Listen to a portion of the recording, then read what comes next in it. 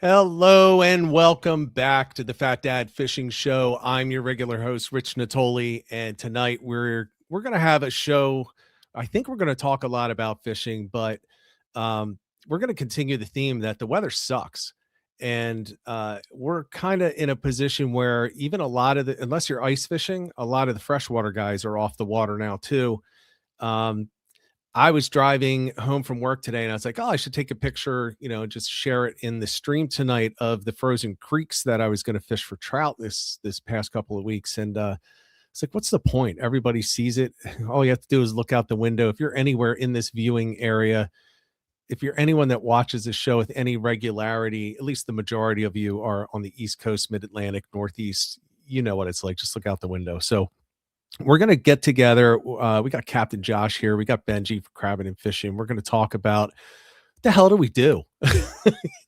What are we doing right now when we're off the water? Because it's tough to get out there. So I'm going to roll quickly towards that. We're going to hit the sponsors real quick. We have Great Bay Outfitters, Radio Road in Tuckerton, New Jersey. Experience Great Bay. Paul, his group. By the way, he's hiring for this upcoming season. So if you're thinking that you might need a position and you want to work at the number one kayak shop in the region, reach out to Paul, reach out to Great Bay Outfitters. If you're looking for a kayak and you want to get on the water, I'm pretty sure the lagoon is frozen right now, so you can't get on the water. But once it's thawed out, Paul will get you on the water. You can test out the kayaks before you buy them, and I always recommend that. So check that out. Quad Stay tuned with Kevin Driscoll. You can reach him at 484-633-5975. If you have a Toyota truck, a 4Runner Tundra, Lexus 460 or 470, these are engine tunes that will help you to get the most performance out of those engines as possible. Better torque, better mileage, better shifting. If you're towing a boat and you have a Toyota, talk to Kevin. If it doesn't make sense for you, he will tell you. He will not tell you to buy it if it doesn't make sense, but reach out to Kevin. And then you have me for real estate in Southeastern Pennsylvania. Primarily, I am working with residential real estate, do some light commercial real estate as well. I actually have some listings coming up for that. But if you have anything, you need anything, reach out to me. If you know anyone buying or selling, reach out to me. My cell number is 267-270-1145. And I'm about to bring them on, but one last thing. We did talk briefly in the past about this new site that we have for the Fat Dad Fishing community. And I did post about this on Facebook. We are going to have a Discord. Well, we do have a Discord server that is going to be just for a Fat Dad Fishing group. And all of you are invited to join as soon as it's public. It is private right now. We have it set up. We've got some admins. I made the crazy decision to allow my brother to be one. So God only knows what the hell's going to happen with that. But also Joe Billups is in there, and we can all trust Joe, I think. And we've got it set up pretty well. We also have 3 people coming in to test it this week and to work with us to help get it ready for a real launch sometime in the next couple of weeks. So I see a question in there from James Flynn. Do you need Facebook? For Discord, you do not. Discord is a separate application. It's pretty cool. If you've never used it, if you've never seen it, think about the old school message boards, but really hopped up on steroids. So you have a lot more functionality in them.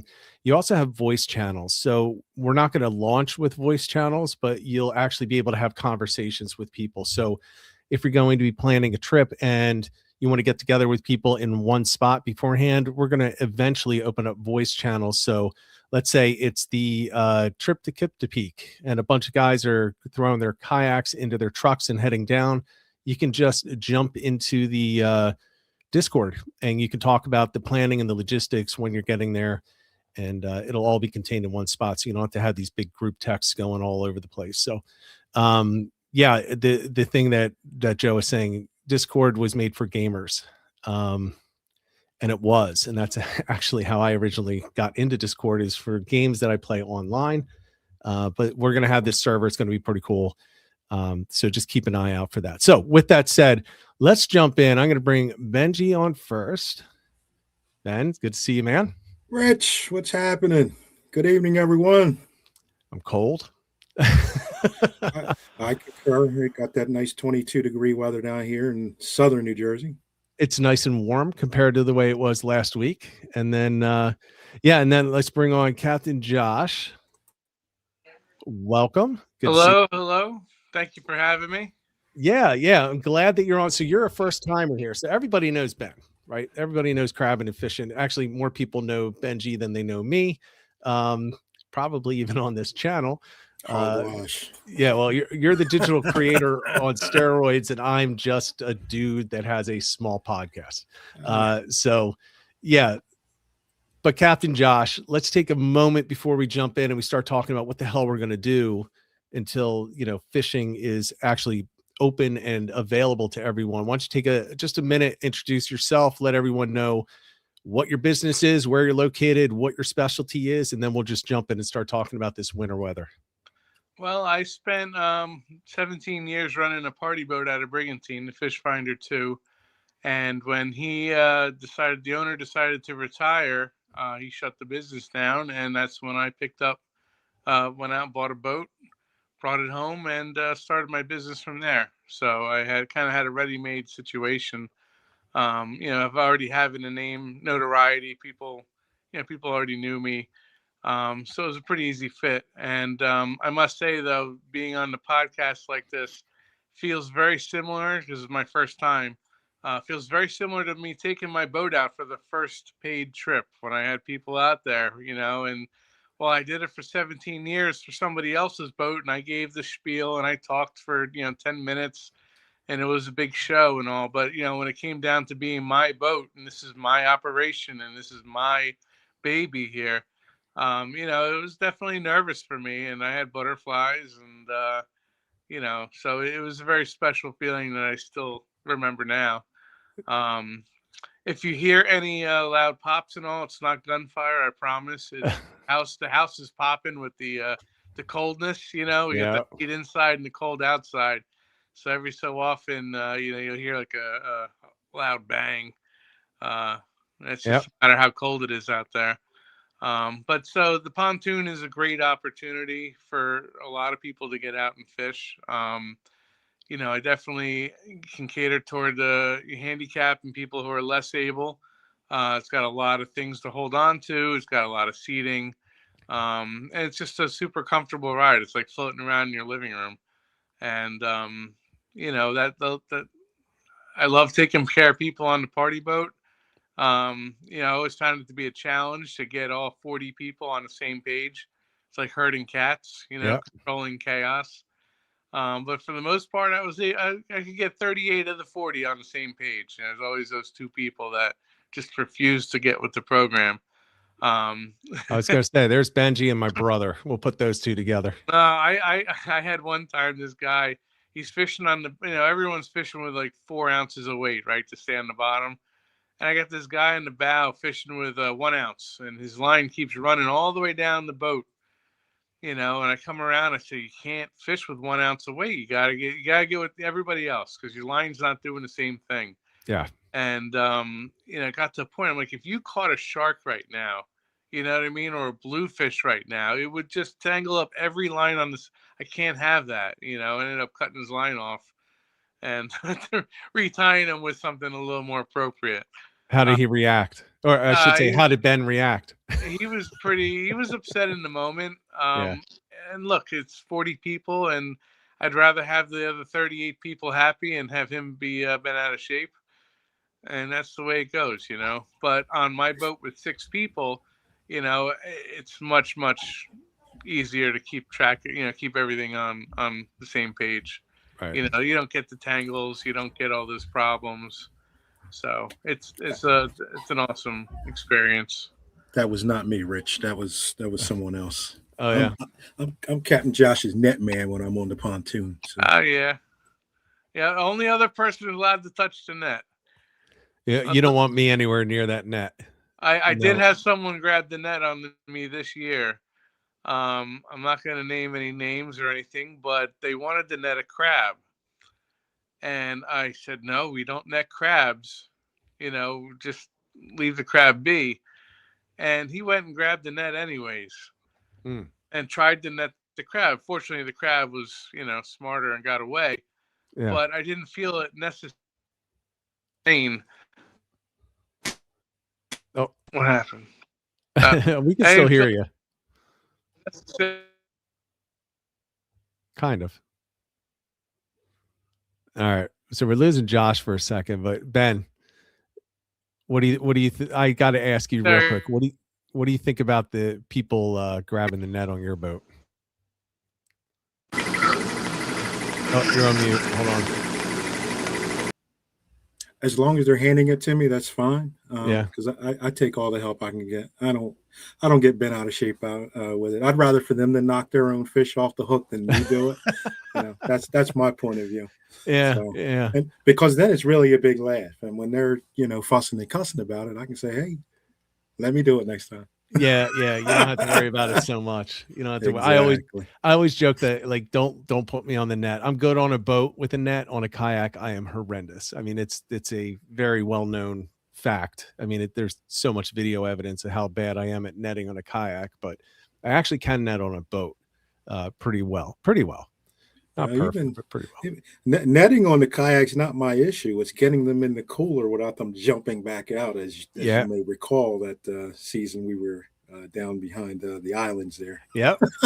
Down in my favorite area to fish. Yep. Yeah, that's the same area that we had.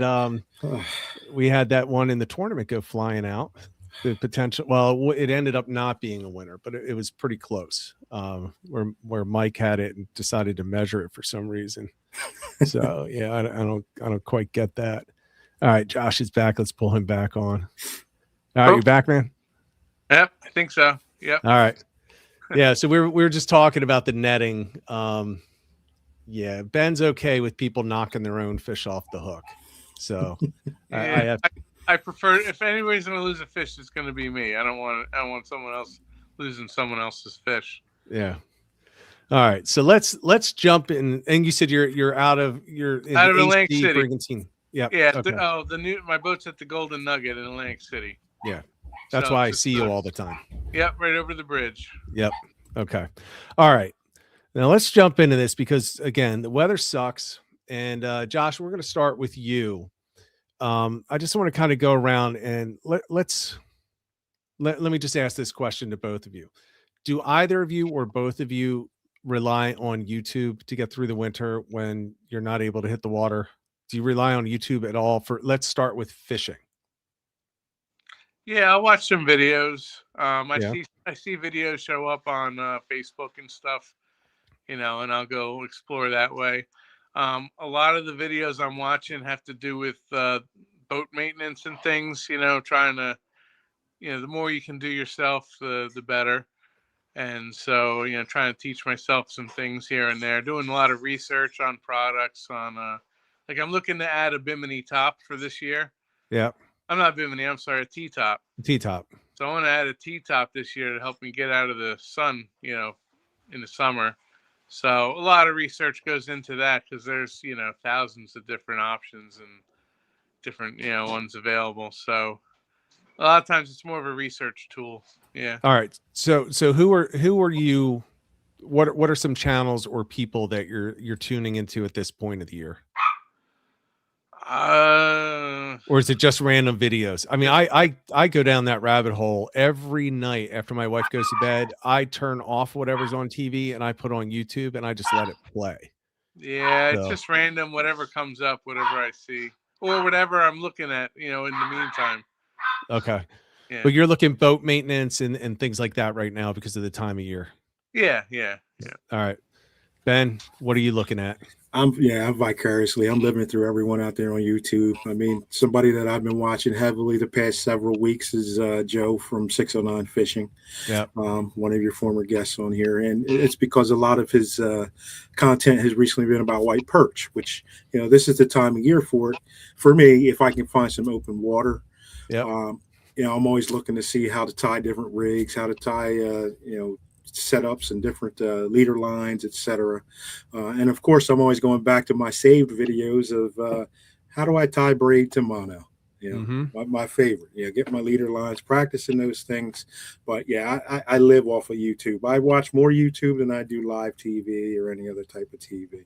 Yeah, I'm just obsessed with YouTube. And I'm just going to be quite honest about it. I typically do not watch fishing on YouTube because 99% of it is just I'm awesome. Look at what I caught. And for me, it's like, I want a little bit more out of it, a little bit more like if I could find somebody that's teaching something or doing something a lot different, I prefer that. There's nothing wrong with those other channels. It's just not what what I'll actively look for.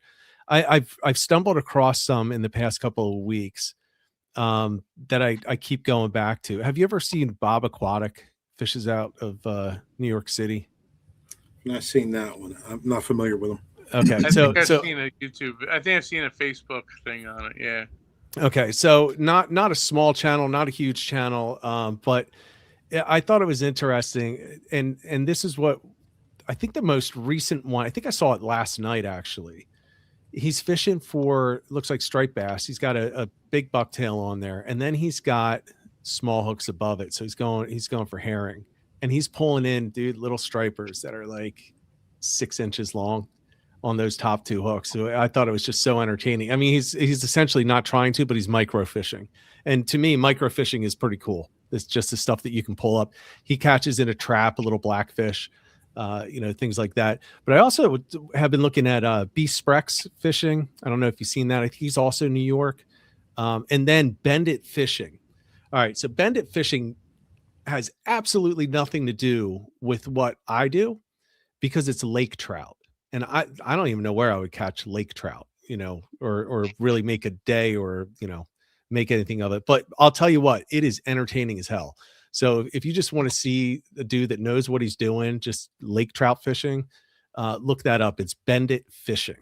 I absolutely love that. Now, on top of that, yeah, I'm still watching Joe. I've watched way too many of Joe's videos. And I actually go back his years.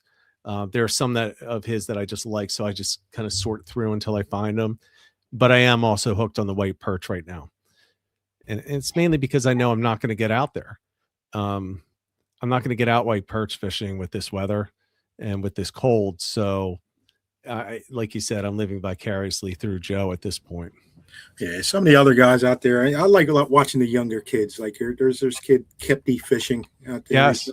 So I like checking him out, seeing what the little young people are doing, seeing them involved in the fishing. Another one that I enjoy watching, if anybody's familiar with Salty Sam, he does some things around New Jersey here, southern New Jersey, and I get hooked watching him because of the way he narrates his content. I end up getting wrapped up into it. But I like watching new folks and see what they have to offer because I'll share with you right off the top. I don't know it all and don't claim to. Right. Every time I watch somebody, I learn something new. Every time I get on the water, I learn something new. So yeah, like I said, I vicariously through YouTube. I learned so much, from all the content creators out there. If they are in fact teaching, like you said, I mean, it's not, most of the Facebook reels, they're so short. That's really all you can do is put together a highlight reel for Facebook. But YouTube's a different animal altogether if you find the appropriate channels. Yeah, I've been actually. When you go on there, one of the things that I find to be a lot of fun is just put in random search terms. So like do Maryland saltwater or Maryland brackish fishing, and then look for the most recent uploads. And what you'll typically find is these micro channels with like 35 subscribers. But these dudes are running those channels like they're like 30,000. I mean, they're like putting everything into them. There's some really good gems of tiny channel. Like this is a small channel. I don't even know how many subscribers we have. It's less than 4,000 though. And these guys, I remember how it was. They're so much better than I was when I had that many subscribers. So I like watching those, definitely. But Josh, you mentioned, and actually both of you are in this position because you're both captains. You both have your own boats. One of the big things at this time of year is the most skipped thing of the year, and that's maintenance, right? So not just boat, but gear maintenance. So Yeah. Josh, what are you doing right now to prepare your gear? Not necessarily the boat, but the actual fishing gear. Well, I am, in December is when I pretty much, wind things down. I start doing fishing for pleasure in December. Then January kind of is just, just kind of hang out. Yep. February is when I start getting things ready that way. I bought a whole new set of reels for the tog rods. Um, I like to use the bait feeders. And not for using the bait feeder to catch the tog, but it makes it easy on the spinning reels to. So when you're fishing in the holes, you're fishing around the rocks. Yeah. When you find a hole, it's so much easier to flip that bait feeder switch and drop your bait into that hole, and then disengage it, and now you're in position to set the hook immediately. You know what I mean?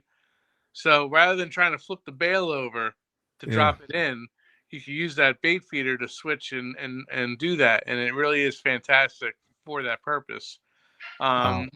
Now Okay, hold Okuma's, on 1 second. yeah, Why the hell hasn't anyone told me to do this before?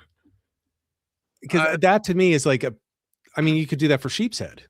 sure, same That would thing. make it a lot more enjoyable to fish for sheep's head for me if I didn't have to keep opening the damn bail, because I prefer spinning rods for sheep. Yeah. I don't like using my other gear. And I don't have a lot of good sheep's head gear that's not spinning. Yeah, I mean, I like I haven't caught. We had 6 sheep's head this season, which is more than the first 3 years combined. So the biggest one I've gotten is 12 pounds on the boat. That's a big one. Yep. But I don't really target the sheep's head because with 5-6 people on the boat, it really is hard to do that, Yeah. Yeah. But one thing, and I try to learn about sheep's head just because it's a new fishery and people are always asking questions. But one of the things that I have kind of seen about that, and correct me if I'm wrong, but you kind of want a controlled descent Yes. in a way. You don't want it just a free fall. You want to spend time through the water column, and using the bait feeder to drop it, you can kind of set that tension so that you can lower it, without just opening the bail. So you Right. can have it go down quickly. You can have it go down slowly, and it's a nice feature for sure. But one of the things, Okuma's made a big change in how I use Okuma reels for the bait feeders. They used to have a big switch that stuck out, Yeah. and people would break it because it would go to the max, and then they thought, oh, it's not all the way here, so then they'll jam it all the way up and break it. And it happens, and that's just part of the business. But the new models have the switch built into the reel seat, so there is a maximum. It can't go any farther. So, I got tired of throwing good money after bad, replacing these reels as they get broken. So I bought a whole new set with the new bait feeder system. So I'll be stringing them up and doing that. Otherwise, I'd be taking them apart and, cleaning them up, lube them up, and put them back together and do stuff like that. All right. So you're on the reels right now. I'm about to start because Okay. I'm starting with brand new one. Well, I still have to do. Well, the tog and the stripers are the first ones I use. The flounder, I'll get to the flounder a little bit. March is slow still. I get ready the boat ready in March, and but for the most part, the winter I get a lot of work done on the house. So Yeah. the fishing, I used to work for a carpenter, and he retired. So now that he is retired, my winter times are projects at home now. And, Gotcha. yeah. So, but just yes, the reels are the one thing that really the rods. I take good care of the rods. You're always spraying them down. Anytime there's a problem, I send them in to get fixed. Get another one back, and yep. And Benji, what are you doing? Are you doing the reels too, or have you done those already? No, I'm actually working on the reels myself. This particular tsunami reel that I have here is one that on my last trip with Joe B up to Nantucket, I didn't even get to use this because my handle broke off. So I put a nice new power handle on this tsunami reel to pair back up with my rod, polishing the rods up, getting, ensuring I'm getting all the dust and crud out of my reel seats and so forth and so on. And just going through relining things. I got some nice new spools of braid that I got to get put on these reels. So those are the things and steps that we're working through right now in this off season, trying to pass time, because otherwise I'm just sitting here looking out the window and at my covered boat with snow on it, and that's just not a whole lot of fun. So fortunately, before the snow came and before I covered the boat up, as far as the boat maintenance, I know you're talking about the tackle type stuff, but I went through the normal process. I changed out the lower end fluids and flushed all that stuff out, got that done and ready to go, and winterized it. I have an E-Tech on my skiff, so real easy to do. So if and when this snow and ice ever melts, I can just pull outside the house here, and I can go catch some perch, come back in the yard and refog it. It's real easy to do. 15 minutes, and he's parked again. So yeah, I'm jealous. I'm jealous. No, Josh blanked out again. Let me just pull him off here for a second. He planked out on us again. But on the larger boat, I don't have that luxury because that's got the saltwater edition 150 Mercury on it, and that's a little more involved as far as getting that one set up to sit, if you will. Right. But yeah, just going through rod maintenance and cleaning things up. I mean, a lot of you, if you've seen my posts on Facebook and so forth, I sleep with my fishing stuff. So we have a very intimate relationship, and that's why it works so well for me. At least that's what I believe. So I got to keep it clean if it's going to be in the bedroom. That's the white rule. It's funny because Scotty, I think, is the opposite. Like, he always talks about, he just throws his gear in corners and everything, and that he's going to be like suffering when it comes time to clean it all up. I'm guessing that he hasn't done it for a while, and he's going to be behind. But I do have a question for you. You said that you are changing out your braid and you're putting new braid on. How often do you do that? Because I'll be honest with you, I have original line on all of my spinning gear has original line with some of the reels going back to 2017, 2018, all braid. And I don't ever change it. Yeah, it's faded, but I've never noticed any issues at all with them. I know I do hose them down, after, well, not hose them down. I put a good mist of fresh water on them after, but how often do you change yours? I do this every season, and just like you just stated, it's always faded, and for me, it's always weak. And when I've lost too many fish with the lighter braids that I use. So ultimately, what I do now, I may not string it all the way out down to the reel. Yeah, I'll probably just put some together and wind on this fresh and new stuff. And then if I have to change out a reel, obviously it gets reversed, right? So I run the new stuff on down around the reel, and I got fresh braid out there. But ultimately, now I use, unlike a lot of folks, I use a lot of my stuff for all the fishing that I do, whether I'm in the back bay or if I'm out at the wreck. I'm still using my same gear because it's what I'm comfortable with. It's what works for me. All those fish that people see me post and catch, I'm using the same gear that I'm using in the back bays, and I'm bringing in those fish, even those big ones from Nantucket. I was using my back bay equipment with that, and so I'm stringing out a lot more line is where I'm heading with that. So faded braid and all that, mine it runs deeper in the spool than most folks will who fish just. What pound do you use? I'm anywhere from 15 up to 30 as far as the braid's concerned. I use 15 for flounder. Yeah. 20 for striper and 30 for tog. Yeah.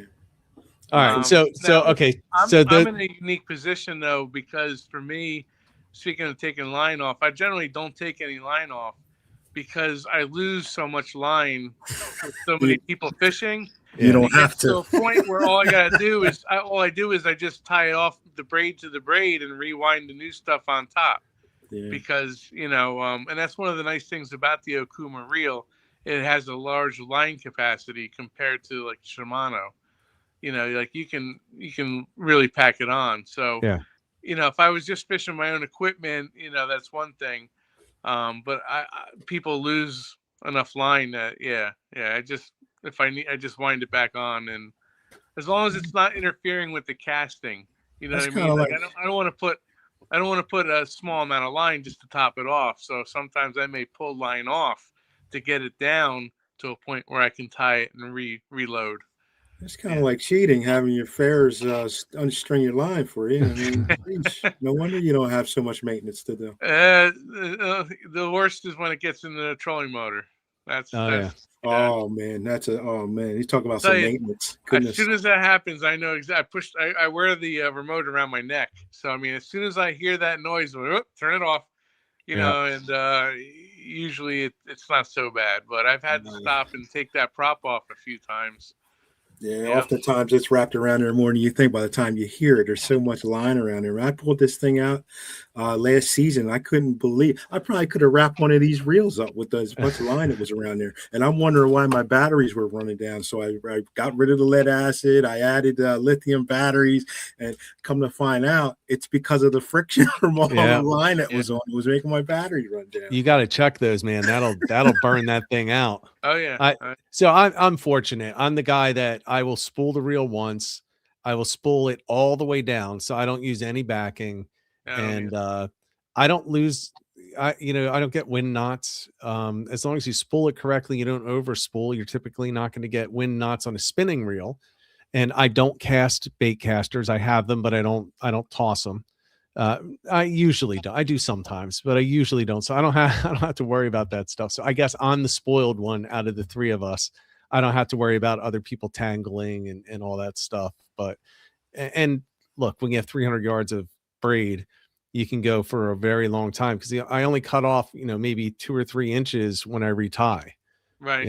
So, and I don't retie all that often either. I've had almost full fluke seasons, and this is when I was fishing 2 to 3 times per week, where I would go almost the entire season with the same leader and the same bucktail on there. Wow. So yeah, I mean you just don't lose a lot of fish when you're fluke fishing. And I don't drag bottom. I try to keep it above the bottom so I don't snag a lot. So I'm fortunate. All right, so let me ask this, Ben, kayaking. What are you doing to your kayak right now, if anything?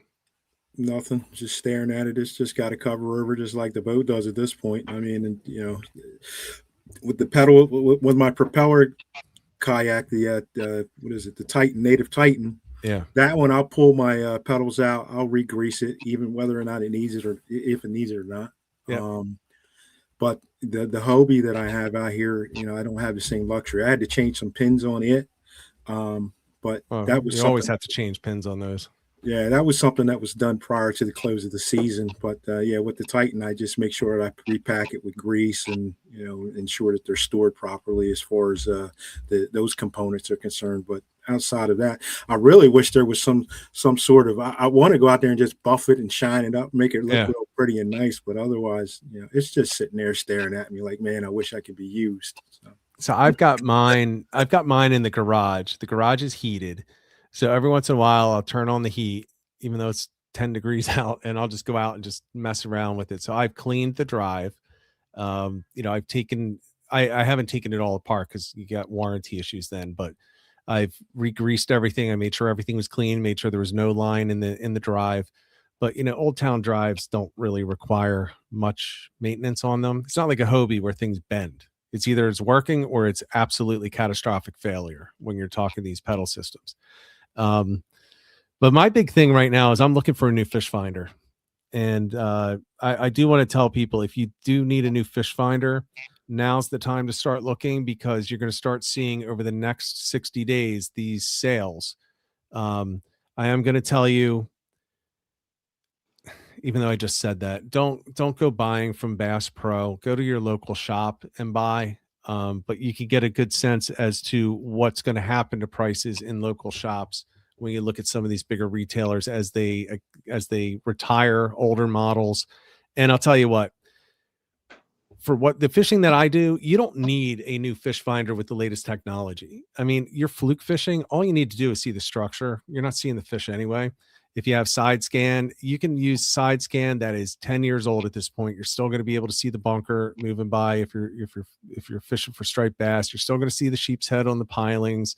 And I can tell you that because I have like a 6-year-old fish finder on mine and it still works. The only reason I need to replace it is the temperature doesn't work anymore. So, well, that and I broke the transducer 3 times. Well, so I've had that problem, and I have 3 different transducers on my boat because I have 3 different units, and each has its own. And I know that you can network together, but if I have a problem then with one, then I lose everything. Yeah. So I have problems with the thermostat or the temperature not working properly. I'll have 2 different temperatures, or sometimes it'll not work entirely. And just swapping out the transducer always does the trick on that. The problem is I'm not using, like, you're using a better fish finder than me, right? I mean, I'm in a kayak. I think it was, when I got it was $500. It's probably $150 at this point. It's a 9-inch low rance, whatever the model was. And what's that? Oh, dear Lord. What do you have? What brand? It's a low rance. Okay. It's a 9-inch screen, which is nice. It's got the triple shot, so it's got like the side scan, the down, and all that stuff. It's got the maps. But I did break the transducer 3 times, and I just marine welded it back together every time, and it just stopped. So now this past summer, as an example, the temperature behind Brigantine when I was fishing in the middle of summer was only around 16 degrees Fahrenheit, apparently. So apparently that's never going to work again. But it's about time that I get a new one anyway. So I am doing that right now. And I do need to fix my steering cables because those things have never been adjusted since I bought it. And boy, do they have play in it now. I mean, there is like, they're so loose. So those are things, if you're a kayak fisherman, I would suggest looking at those. Just keep in mind, you don't want to tighten them necessarily and loosen them now, but just kind of put them on your list for when the temperature increases, because they do expand and contract with the temperature. So you don't want to be like tightening or loosening cables now and expecting them to perform the same when it's 75 degrees or 80 degrees later in the year, or 100 degrees. I ran into a problem with over, I think we were Sea Isle, Stone Harbor. I was out with Ray B on the kayak, and started raining on us, and I'm out there just spinning in circles because my rudder got, it was too tight. I couldn't spin it. It wouldn't turn. I'm trying to get back to the dock. I mean, it's raining cats and dogs, and I can see it, and I just can't get there because I'm going in circles. So ultimately, I figured all that out, loosened it up, and took the slack out of those lines. And oh my gosh, man, that was miserable. That was so miserable. They're laughing at me. I can picture Ray's face, by the way. I can picture what he was looking at you and saying under his breath as he's watching you. It must have been entertaining. All right. There are a couple other things that we have to hit. Now, I don't know if either of the two of you have anything to say on these, but there are a couple of things that I want to share in these categories that are directly fishing related. The first one is fishing books. Do either of you read or listen on Audible to fishing books at all? No. Okay. It's always a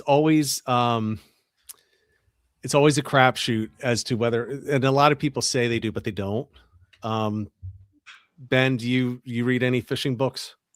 I have not read. I own them, but I haven't read them. I mean, in all honesty, right? I have 2 of Nick Honachevsky's books that he was kind enough to sign for me, and then I have one of what is it, Fishing the Flounder or whatever, the John Skinner's book.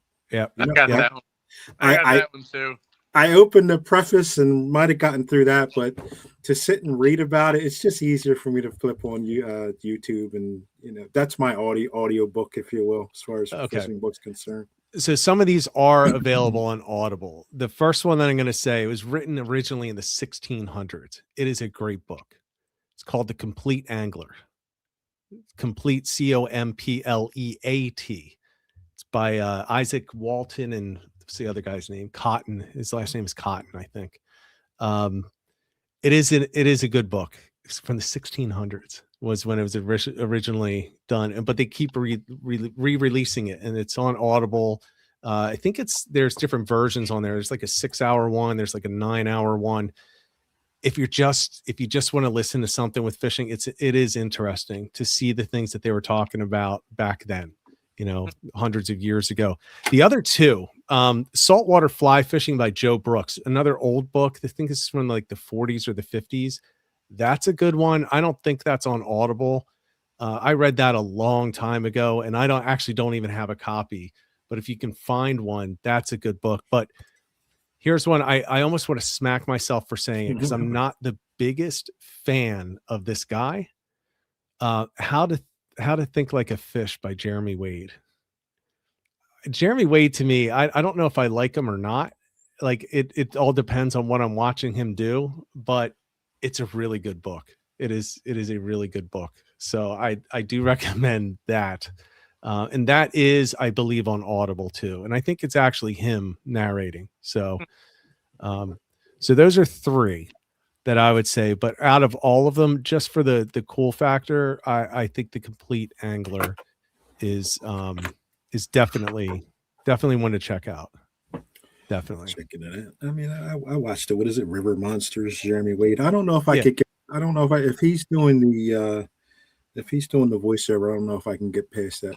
But the thing about him that I found really interesting is, and it always annoyed me. You watch River Monsters, and he always has that big conventional setup. Yeah, and he's throwing this like monster gear, and he's catching these tiny fish, right? I mean, I know he's going for the monster, and he actually talks about that in the book, and he talks about why he does that, and I give him credit for this because he believes to the depths of his soul that you never under gear for any fish because it's not fair to the fish. That it's going to kill the fish, it's going to overwork them, and you owe the fish in return for it biting and giving you that fight. You owe it the best chance at survival that you can give it. And to that, he's not wrong. He's not wrong. I mean, we've all, at some point in our lives, whether we still do it now or we did in the past, we would under gear just for that fight. And we would bring up those fish after an hour. We should have had them up after 2 minutes. And after an hour, we let them go. And you think they swim away strong, but they're just whooped.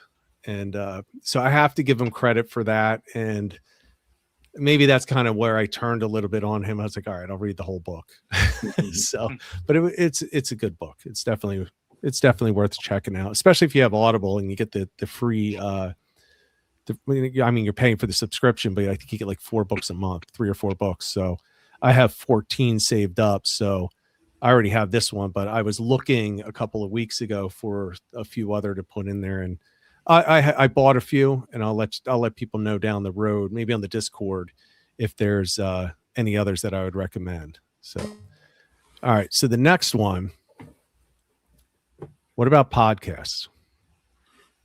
As Josh is going to work his way back in, Ben, you listening to podcasts? What are you listening to or watching or live streams? I'm gonna be honest. I've yet to figure out how to navigate the podcast. I pulled down a couple of those apps. I tried to catch the multi-species podcast. I don't. I'm like an idiot when it comes to it. I can't figure it out how to find them when they're live. I can't find them in the library. So I'm not as astute on the podcast education series as I probably should be. Okay. I listen to them all the time. I mean, I'm a realtor. I'm in the car all the time. So I'm listening to a book.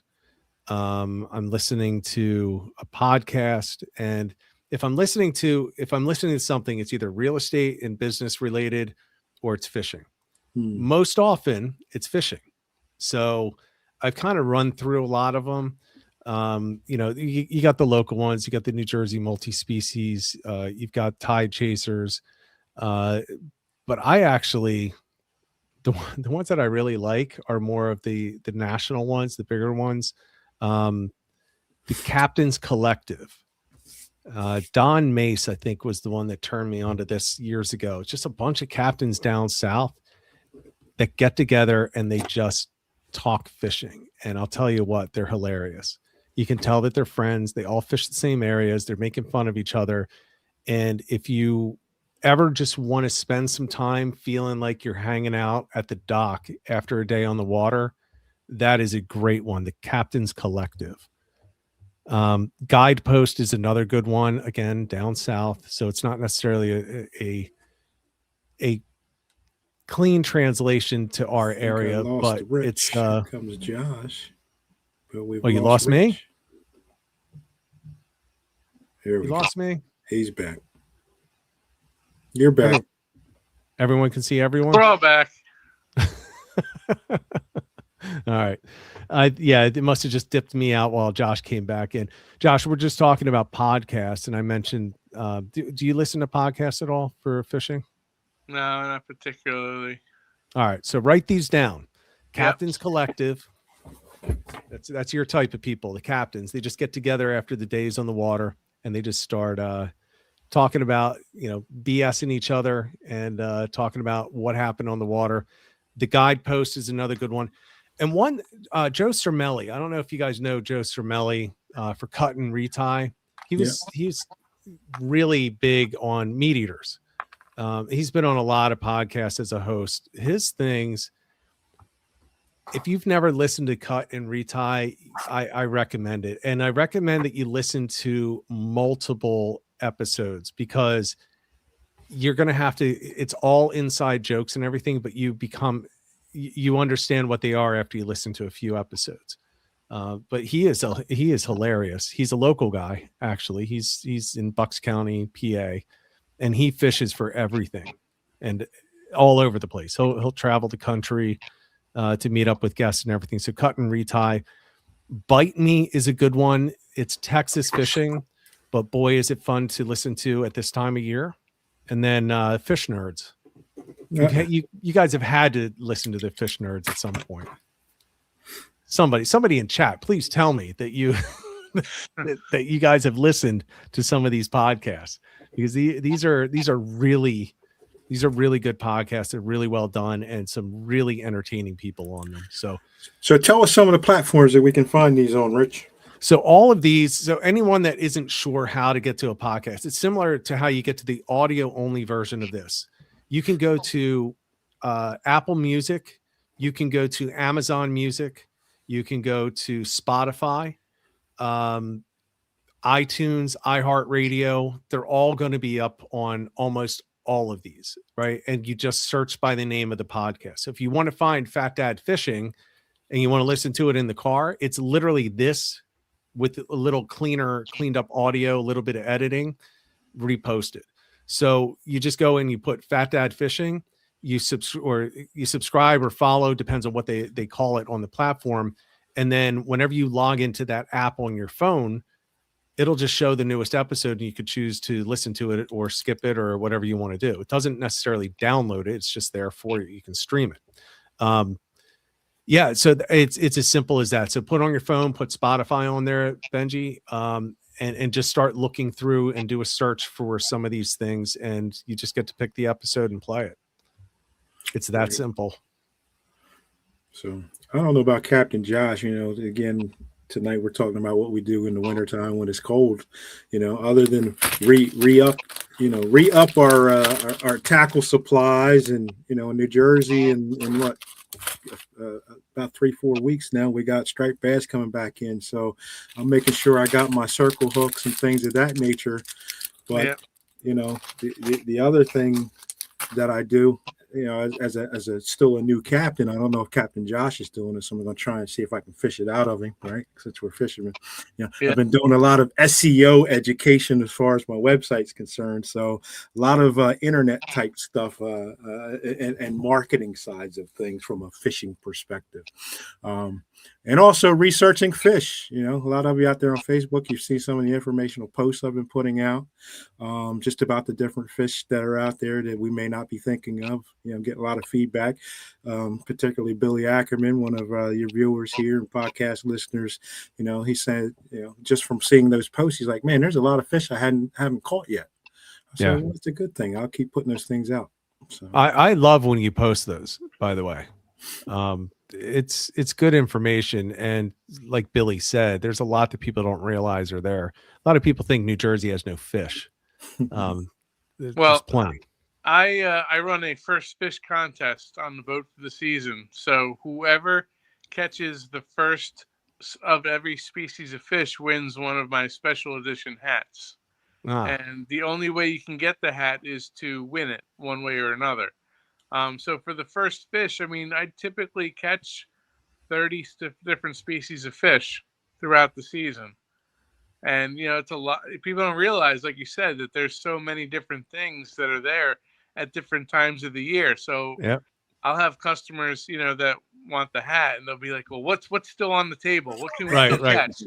I'm like, well, this time of year, you got this and this and that, but if you wait till October, these become available, and if you, different times of the year that way. But there is quite a lot of diversity. And I can recall one time on the party boat, we were fishing off the Steel Pier, and it was some bachelor party.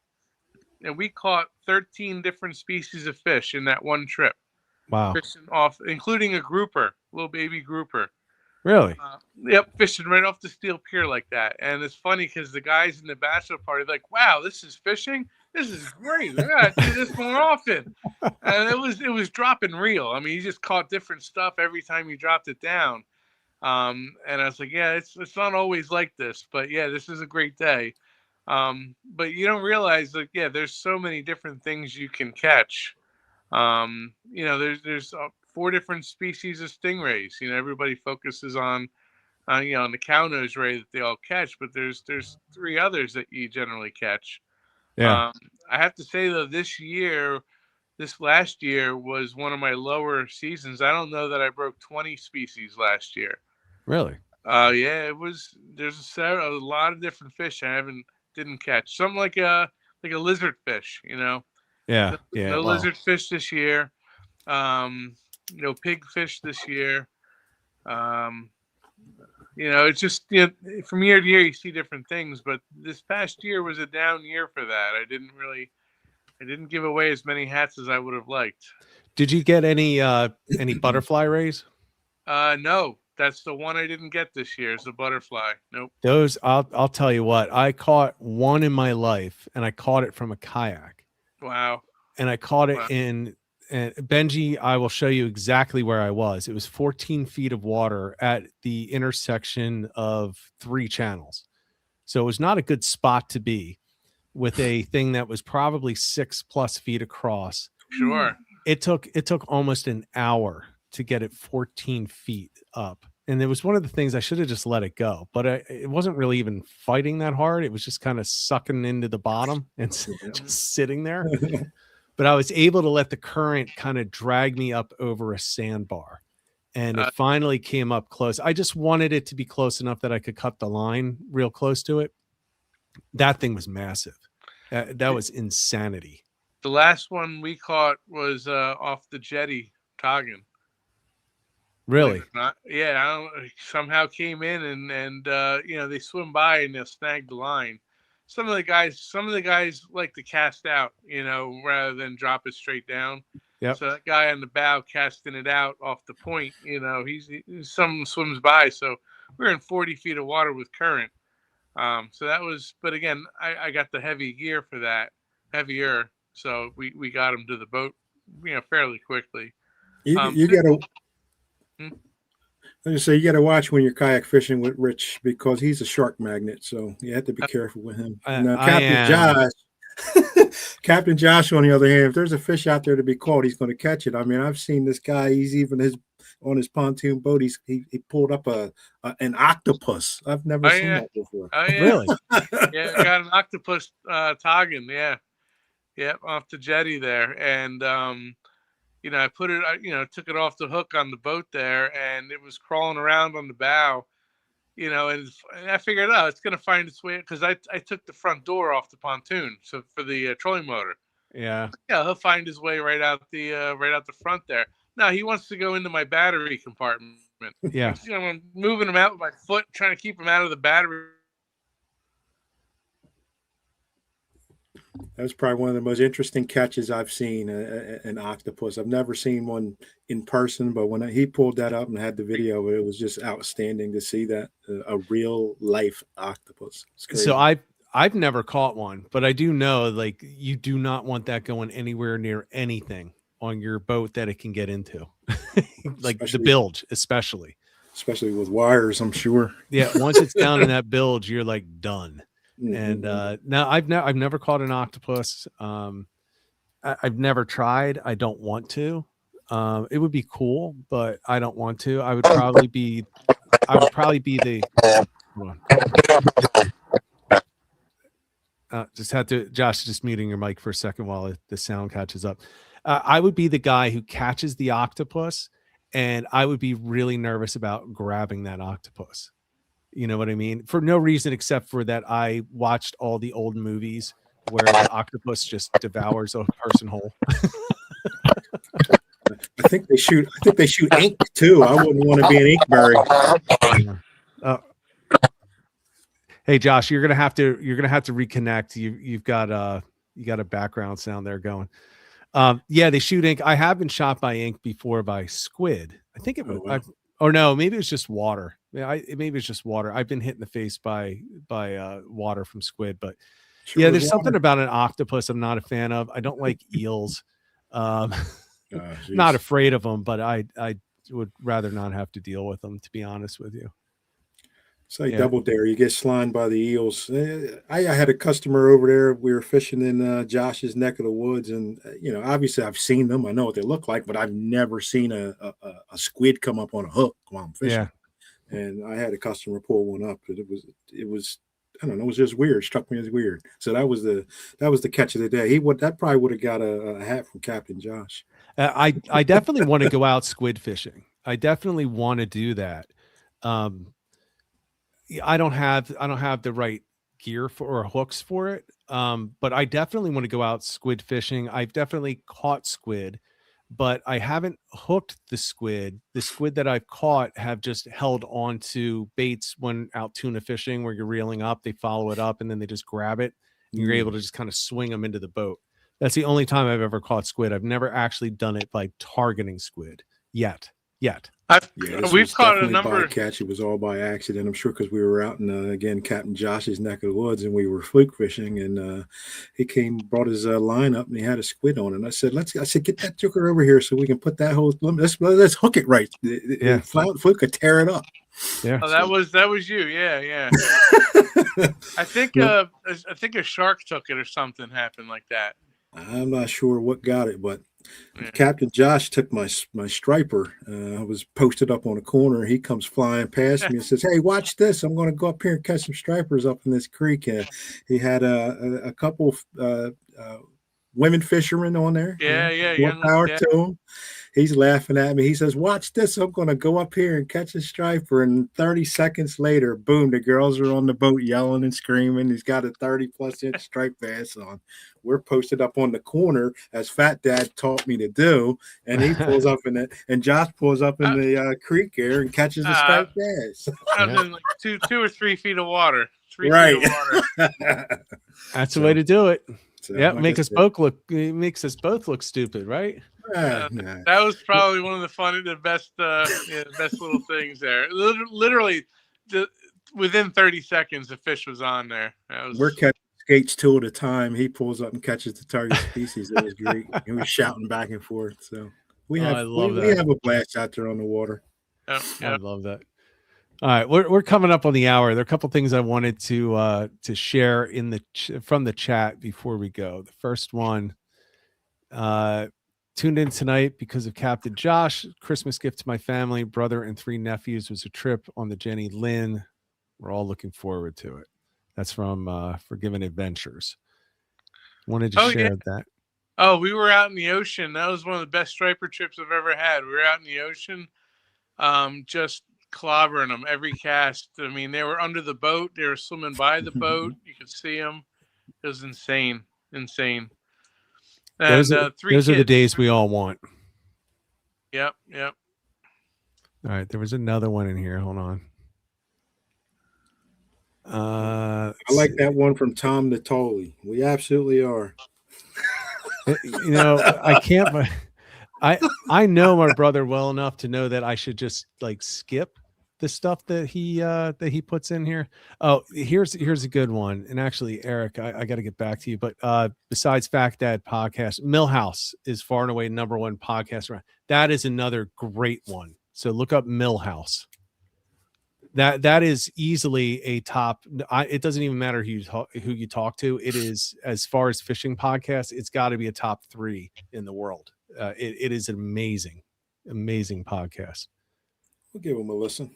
That's for sure. Yeah, it's worth it. I mean, it's just so entertaining. There's so much informative, episodes and everything. I'm skipping. I saw a comment in there from your brother. I think he was talking about your mama. They might be fighting words. I don't know. He said listening to me in his car, it would be like listening to our mom punishing him. He's the baby of the family. He didn't get punished but once in his life. That's it. And thankfully he doesn't have a microphone, because he'd start dishing on all the things that I got in trouble for. All right, and here is one.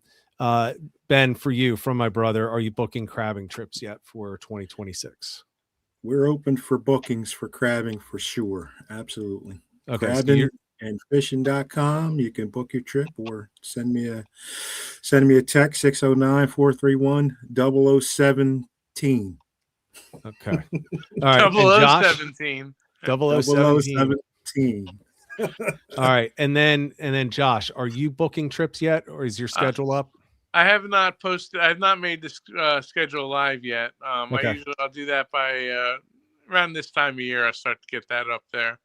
Okay. And then the bookings will be for April and spring and the flounder season. I don't open Tog up until later in the summer, and I don't open the fall striper up until later than the summer as well. Okay. All right. So you step through the year instead of booking it all up front. Yeah. Just because it gets too cluttered on my website as far as different trips available. Okay. So, and what is your website? Fishwithjosh.com. Very easy.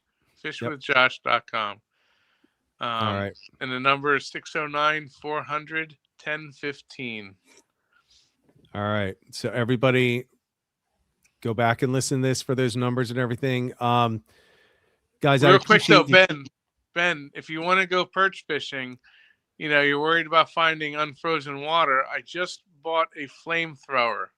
All right. So, I can be on the bow of the boat there and I can clear a path. It goes to 4,000 degrees.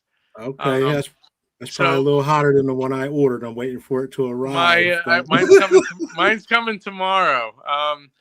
My garage is detached in the back, and I can't. It's where all the fishing stuff is. I can't get to it because I have all the snow and the ice.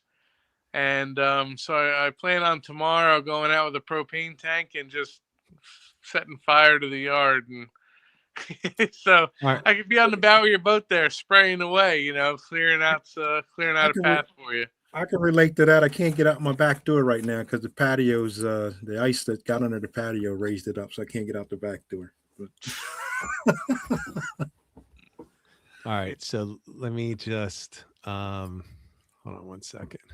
But my phone number is cooler than yours. That you can't beat that 0017. No, I don't know. Yeah, dial it wrong. They're gonna put 2 O's and a 0. Oh, no, you were right. Yeah, I'm sorry. 0017. Yeah. 0017. Yeah, close enough, right? Close enough.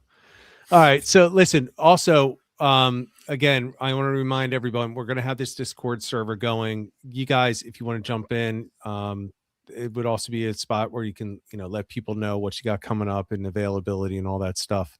So we're going to post more about that coming up. Both of you, thank you for coming on. I appreciate it. Hopefully we can get through this crap weather. It's supposed to suck again this week with 2 small potential snow episodes coming through this week, but it's got to get better soon. And my biggest fear right now is the start of striped bass season, because we're going to have all this runoff. It's going to be too cold. It happened 3 or 4 years ago where it just destroyed everyone. The the pre-fishing for striped bass was going crazy, and then we got this cool down and it just shut off for like the first 2.5 weeks of the season. So I'm a little nervous that we might be looking at that if we can't get rid of all this runoff, because this runoff in Pennsylvania that's going to work its way down to you, it's going to be significant. Well, this past year, the spring was very cold. That water was cold, and the striper season was lagging, because of it. So, yeah, I usually go out there on that.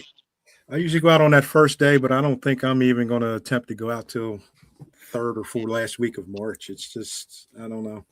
I'll have the boat in the water in mid-March, but my first trip's going to be, April 1st. I don't start till April. All right. I'll be fishing as soon as I can. It'll probably be starting fresh water, but then, before I load up the kayak and hit the water, down there. But we need some of the ice to go away. You got people ice skating on Wildwood beaches and the Delaware Bay beaches. What's funny is people think that they're actually skating across Delaware Bay. And I've seen a lot of people online going crazy about how they should be wearing life jackets, but really they're skating on like an inch of water on the sand. But social media never disappoints, man. I'm just having so much fun watching all of this stuff go on. So that's another way that you can spend your time when you can't hit the water. Just laugh at the people that think that they're out, Well, with kayaks, if you guys want to get out there, you could probably retrofit them with some skates. Making yourself you have the ice sailing boats. You could put a couple of blades underneath there. Instead of a paddle, put some picks on there, and you can slide yourself out and put the pedal wheels on the back, and we'd be like tanks. I like your thought process on that. But another thing that we do in the wintertime, as you get ready to close, Rich, is I'm looking at my log books because I'm looking at those temperatures for last year, and like Josh said, it was a cold start to the season, and it wasn't this cold outside. The water was cold, so I already know. Yeah, I already know. You already know what that's going to do to the water. It's going to push it back. That's why I'm aiming for probably late March before I even get started. Yeah. So. Yeah. Well, we'll get there. We'll figure it all out together. We're going to get back into some more targeted fishing things. Hopefully there's something that's going to be open and fishable, because literally right now, unless you're ice fishing, there's really not much that's even fishable or safe for fishing. You talk about the kayaks. I actually saw a video over the weekend of a guy who took his kayak out in fresh water, and he was breaking ice with the kayak, and he actually ended up capsizing because you can't really. They're little plastic boats, and he high-sided it, and he went in. Now, look, it didn't matter because he was in a creek that was about 2 feet deep. So it didn't really matter to him. He just stood up and dragged it back to shore, and his day was done. But, people do actually go out we see people dying every year. People see that and not know, necessarily too. Yeah. Yeah. This is just a little creek that he went out on, but you're going to see perch fishermen getting stuck and getting in some dangerous situations. So I would just leave it at this. I don't think there's anything wrong with going fishing right now. If you can do it, you can do it safely. I would say if you're a kayak fisherman, please make sure you're going with at least one other person. Dry suits are non-negotiable at this point. All that good stuff. And if you think I'm a dork for saying it, I don't care. Just put it on, because someone's going to have to identify your body, and it's probably not the way that you want your wife, significant other, mom, or whatever to remember your bloated dead body because you couldn't put on a life jacket and a dry suit. So I'll leave it at that. Guys, thank you for coming on. We'll be back next week. We got another episode. Just got to get it confirmed, but we should be lined up pretty good for the next few weeks. And just like I ended last time, I'm going to say it, but I don't necessarily mean it unless you could do it safely. But till next time, get out there, get on the water, and get some tight lines.